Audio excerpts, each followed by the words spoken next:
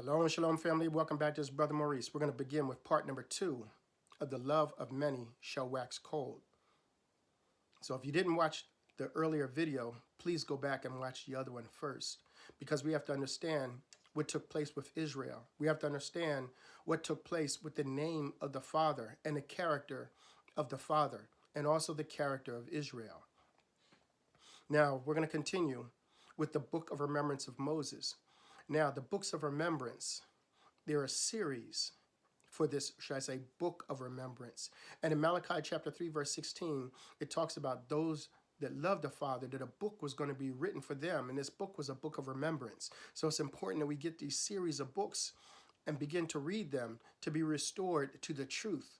Not only the truth about who Israel is and everything that Israel should be doing, but also about who the Father is, because they gave us a twisted understanding of the Father. Now, in Moses chapter 10 of the Book of Remembrance of Moses, I'm going to start in the middle of verse number 26.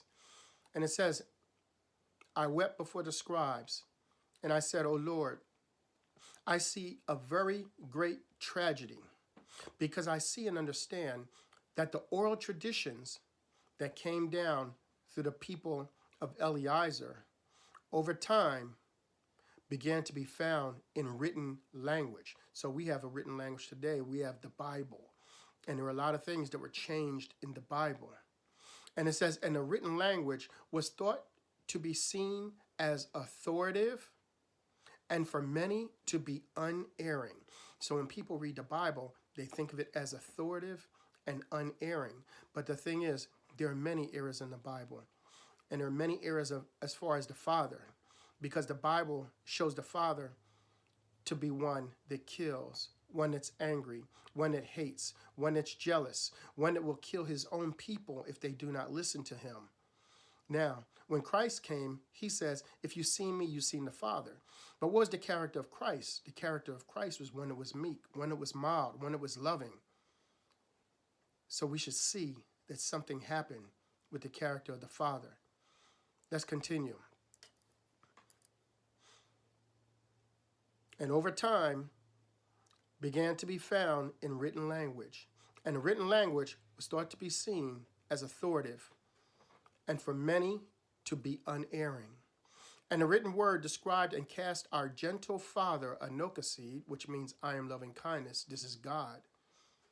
The written language seemed to cast our gentle father as a warlike God who would help them kill their enemies, and as one who would kill his own people who were called by his name for disobedience.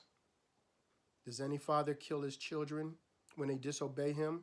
Did Jacob kill Levi and Simeon, or was he willing to include them to participate in the most sacred ceremony of his life when a law was put into all creation? And all kinds of terrible atrocities and terrible acts and wanton cruelty have been attributed to our Father, Anokasid. And he is our gentle and loving one, who has the name Anokasid. And he is the great I am, loving kindness. And my spirit shrunk back at the understanding of the enormity of this tragedy, because it extends much further than just impacting the lives of those wandering in the wilderness those 40 years in that day. Because now, for thousands of years, untold millions of people have viewed our father Anokasid in these blasphemous terms, and crimes too horrific to even think about have been done in his name and are attributed to our father Anokasid. And I thought, oh Lord, how could this great calamity have taken place? What forces brought this about? Seeing Jacob was bequeathed the Star of Eldar, so the people of Israel could be his emissaries of loving kindness to the world. Did you hear this, family? Israel is supposed to be an emissary of loving kindness. And everything that Israel does is supposed to be done out of love, not hate, not threats of death, not threats of dying and going to hell, but getting people to see who the true Father is and coming to serve the Father in love, not fear. In the scriptures, they put down that we're supposed to fear God, but that's not true. They put that there. Does any father want to be feared by their children? In so much that all the people could feel drawn to their Father's love, and thus could come to a knowledge of a God who is love. And by their kinship with him, they could come to a full expression of their gifts of life that he hath given them. And he has provided a sure pathway back to Eden for any who choose to walk thereon, can be redeemed back into his presence to eternally live in the arms of his rich embrace. And I cried aloud and said, O Lord, how can this be undone? And how can your holy name be restored before the world, to be one of honor again? And I was seized with a strong spirit of determination. And I said to the Lord, if you will, O Lord, use us for that purpose. Matthew chapter 24, verse number 11, 12. Because of the things that were done in the scriptures, today now everything is twisted. And it says, and many false prophets shall rise and shall deceive many. And because iniquity shall abound, the love of many shall wax cold. Let's go to the sealed portion, chapter 86, starting at verse number 67. And the love of all men shall wax cold, and there shall not exist upon the earth a love for another, except it be those who are members of their own families, or those who do those things which are acceptable in the sight of the beast. And it shall come to pass that happiness shall be defined as the amount of success that one man has over another in those things which he possesses.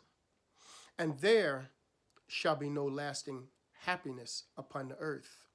Nevertheless, Satan shall find ways to assuage the unhappiness. That means Satan's going to find a way to make an unpleasant feeling less intense of those who follow him. And he shall do this by misdirecting the cause of their misery. And because of his expertise in misdirecting the people according to his will, the people of the earth shall not know of themselves, neither shall they understand that they are equal.